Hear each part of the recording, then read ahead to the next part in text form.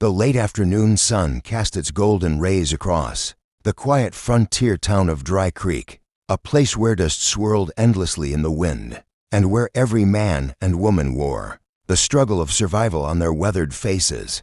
At the edge of town, on a modest ranch that had once been the pride of the Dawson family, Clara Dawson stood alone, her hands rough from work, her eyes tired from sleepless nights, her heart heavy with the burden of debts she could no longer hope to pay.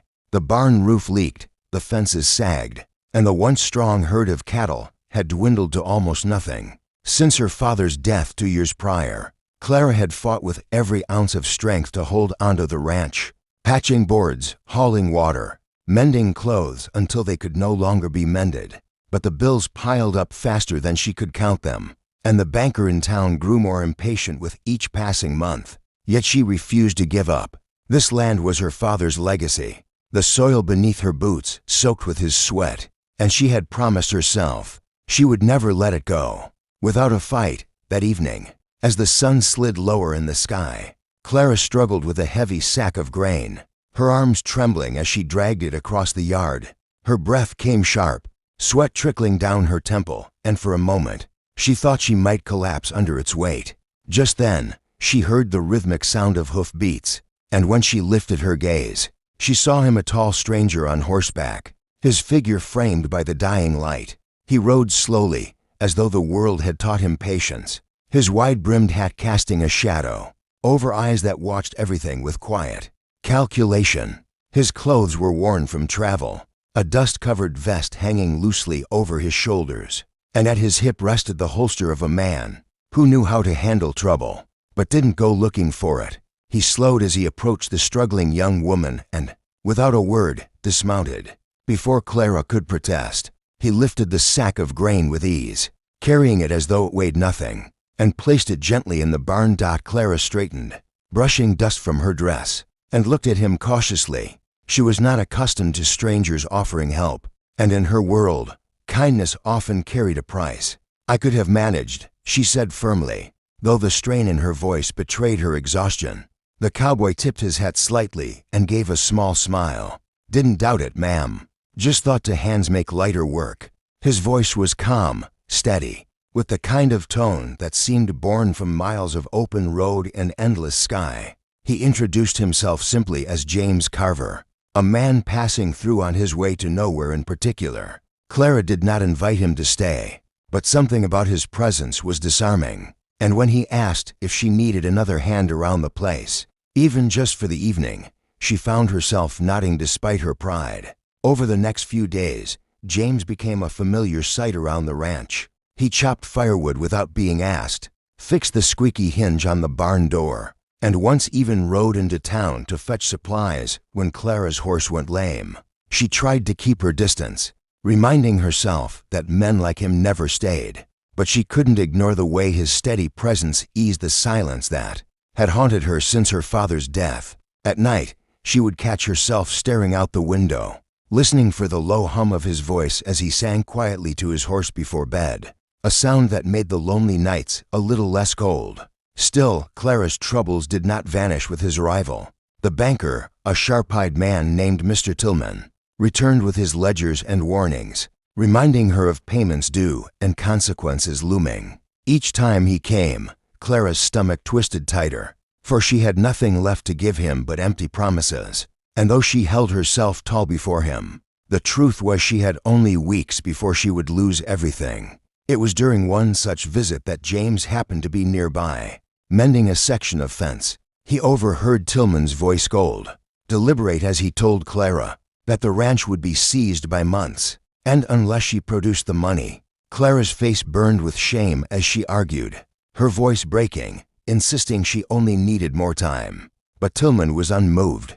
When James stepped up beside her, Clara stiffened, not wanting him to witness her humiliation. But he looked straight at Tillman, his eyes steady as a drawn gun, and spoke words that silenced them both. What if her debts weren't hers anymore? What if she bore another name, mine? Clara's breath caught in her throat, her heart pounding so loudly she thought it might burst. She turned to him in disbelief, hardly able to comprehend what he had just said. The banker sneered, skeptical, but James did not waver. His jaw was set, his gaze unwavering, as though he had already made his choice long before the words had left his lips. Tillman, ever eager for security, smirked and said he didn't care whose name was on the papers as long as someone paid. With that, he tipped his hat and left, leaving Clara and James standing in the dusty yard, the weight of his proposal hanging heavy between them. When Clara finally found her voice, it trembled with both anger and confusion. "Why would you say such a thing? You don't even know." Emmy, she searched his face for mockery, for pity, for any sign that this was some cruel joke. But James only looked back at her, calm and unflinching. "Because I know what it's like to lose everything," he said quietly, "and I can't stand by and watch it happen to you." His words struck something deep within her, something she had long buried beneath layers of pride and fear. She wanted to tell him no, to send him away before he complicated her already fragile world.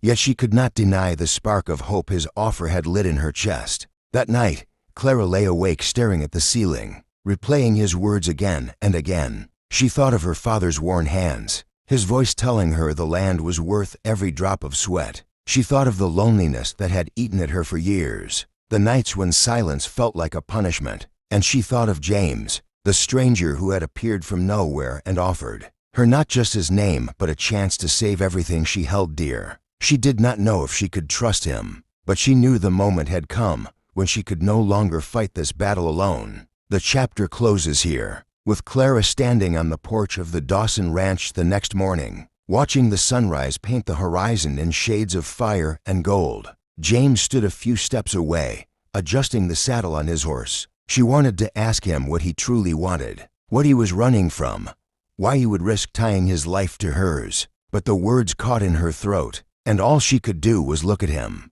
her heart torn between fear and fragile hope. Somewhere deep inside, Clara knew her life was about to change forever. Would you have trusted a stranger to save you? If this story is pulling you in, make sure you subscribe to the channel right now, because this journey is only just beginning, and Chapter 2 will reveal whether Clara dares to take the cowboy's hand or lose everything she's ever known. The morning after James Carver made his unexpected offer, Clara stood by the porch railing, her hands wrapped tightly around the wood as though it might hold her together, while her heart raced with confusion, fear, and a sliver of hope she dared not name. The rising sun lit James's figure as he tightened the girth strap on his horse, the dust at his boots catching in the light, and for a moment she wondered if he might ride away without another word, leaving her to question whether she had only dreamed his bold declaration. But then he turned, hat in hand, his eyes steady on hers, and said, "I meant what I said yesterday.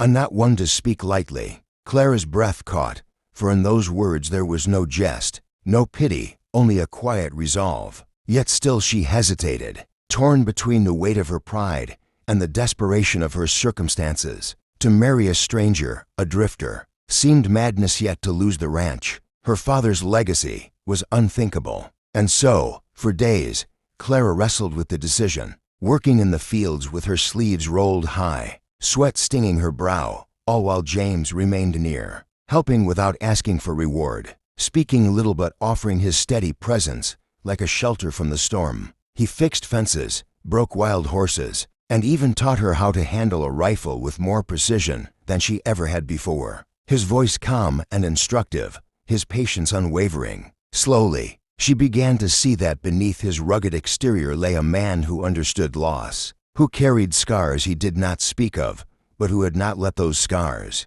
turn his heart to stone. The townsfolk, however, were quick to notice the stranger's frequent presence at the Dawson Ranch, and tongues began to wag. Some whispered that Clara had finally found herself, a man after years of loneliness. Others sneered that she was throwing herself into the arms of a drifter, just to save her failing land. Clara ignored their gossip as best she could, though the sting of it cut deep. James, on the other hand, seemed unaffected, carrying himself with the quiet confidence of a man who had walked through enough storms to know that the world's chatter could not break him. When Clara finally confronted him one evening, asking why he did not care what people said, he shrugged and replied, "People will always talk, ma'am. What matters is what you choose to believe." She found herself strangely comforted by his words, though she did not yet dare admit that she was beginning to trust him. The breaking point came when Mr. Tillman returned, papers in hand, ready to finalize the foreclosure of the ranch. Clara's stomach dropped as she stood on the porch facing him, the weight of failure pressing down so hard she could barely breathe. But before she could answer his demands, James stepped forward, calm and unyielding. "This land belongs to my wife," he said firmly, slipping an arm around Clara's shoulders with a familiarity that startled her. "And you'll get your payment in due time." Tillman's eyebrows rose in surprise, but seeing the steel in James's eyes, he decided not to press further. Instead, he muttered something under his breath and left, though Clara knew he would be back soon enough, expecting proof of this so-called marriage. Once the dust settled from Tillman's departure, Clara turned on James, her heart pounding in her chest. "What are you doing?" she demanded, though her voice trembled more with fear than anger. James looked at her then, his gaze softening, and said, "Giving you a fighting chance, but I can't do it without your say. If you want me gone,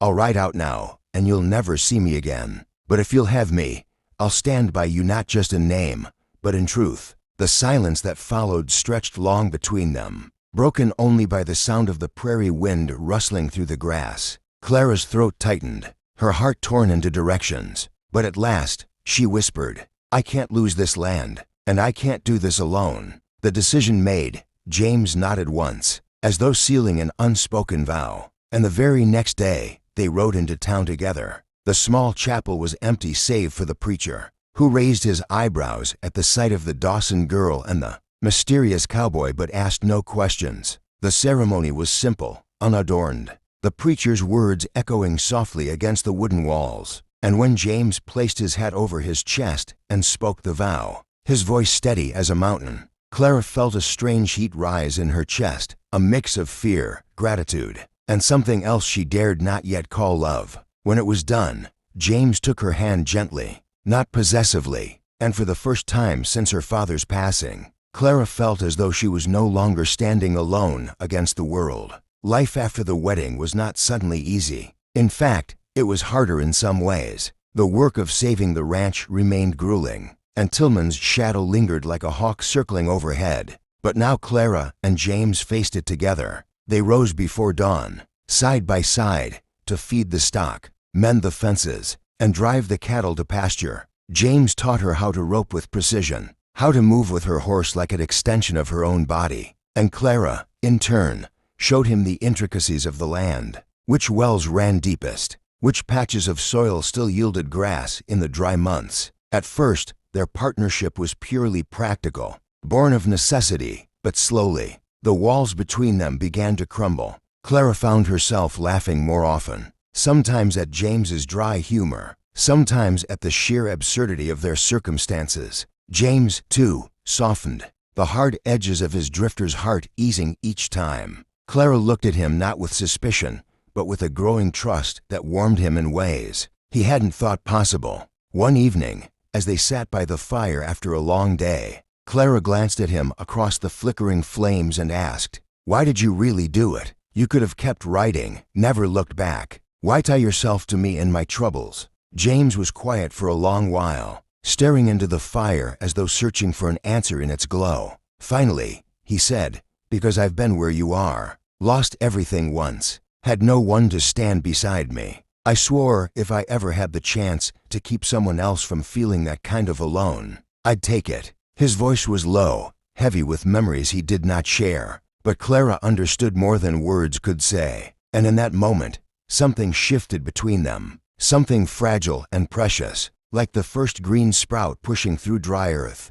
As weeks turned to months, the ranch began to recover under their shared effort. The fences stood firm, the herd grew stronger, and for the first time in years, Clara felt a glimmer of hope that perhaps her father's legacy would endure. More importantly, she realized she no longer measured her life in terms of debts owed or battles fought alone. She measured it in the sound of James's voice at dawn, in the strength of his hands steadying hers, in the quiet comfort of knowing that when the sun set, she would not sit by the fire in silence anymore. What had begun as a desperate arrangement was becoming something else entirely, something deeper, truer, a partnership forged not just by circumstance, but by choice. The turning point came one late summer night when the air was warm, and the prairie stretched endless under a sky full of stars. They had finished the day's work and sat together on the porch, the night humming with crickets. Clara leaned back against the railing, her hair loose around her shoulders, and without thinking, she let her hand brush against his. James did not move away. Instead, he gently closed his fingers around hers, his touch firm yet tender. For a long moment, neither spoke, the silence filled with all the words they had yet to say. Finally, James broke the quiet, his voice soft but sure. "Clara," he said, "I gave you my name to save your home. But somewhere along the way, I found my own home too. It's you." Tears stung her eyes, unbidden, and she squeezed his hand, unable to speak past the lump in her throat. In that moment, she knew that what had begun as necessity had blossomed into something neither of them had expected but both of them desperately needed. And so, the story of Clara Dawson and James Carver became not one of debts and desperation, but of resilience, trust, and a love that grew stronger with each trial they faced. In the quiet strength of the cowboy and the unwavering spirit of the ranch girl, two lives, once broken and wandering, found a true partner in each other, proving that sometimes the most unexpected beginnings lead to the most lasting bonds. If this story touched your heart, make sure to hit that like button and subscribe to the channel, because every tale we tell here is a reminder that love, hope, and resilience are still alive, even in the hardest places. And remember, sometimes, the cowboy you least expect might just ride into your life and change it forever.